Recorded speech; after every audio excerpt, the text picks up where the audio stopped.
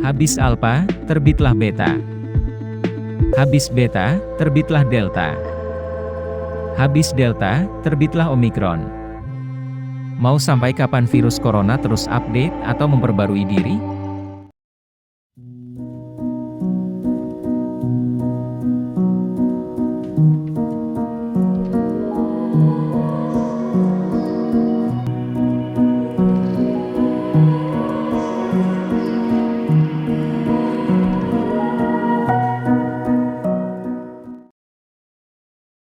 Tidak ada yang tidak berubah, kecuali perubahan itu sendiri.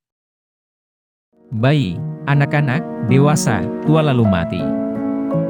Kematian terjadi ketika sel-sel tubuh kita tidak mampu lagi memperbarui diri, sehingga mengalami kerusakan yang menyebabkan tidak mampu beradaptasi dan bertahan hidup.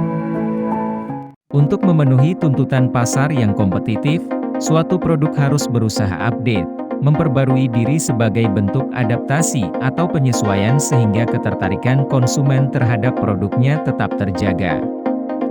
Perubahan adalah harga mati bagi setiap makhluk dan produk jika ingin bertahan hidup dan terhindar dari kepunahan atau kehilangan eksistensi. Ya, termasuk virus corona. Berhubung virus corona hanyalah kode gen yang diselubungi membran pelindung dan protein spike, maka dia membutuhkan host, yang biasanya adalah DNA pada sel hewan atau manusia untuk mampu mereplikasi informasi tentang dirinya. Hampir sama seperti kode pada barcode produk, kode gen pada DNA dan RNA memuat seluruh informasi tentang algoritma atau instruksi bagaimana cara suatu makhluk hidup mengekspresikan dan memperbanyak diri, juga kecenderungan sifatnya. Virus corona melalui kode RNA-nya meretas DNA sel manusia atau hewan untuk memperbanyak diri. DNA yang berhasil diretas akan berubah fungsinya menjadi pabrik corona. Prinsip kerja yang sama dengan vaksin mRNA. Bedanya vaksin mRNA tidak diprogram untuk mereplikasi diri, so, tidak ada keinginan bereproduksi.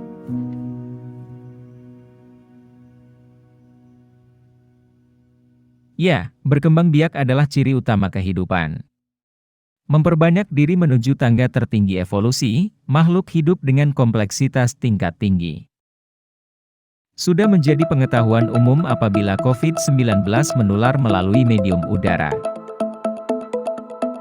Dipersenjatai protein spike yang berfungsi sebagai jembatan perantara, corona bisa masuk ke sel manusia untuk mentransfer kode gennya ke dalam DNA sel jaringan.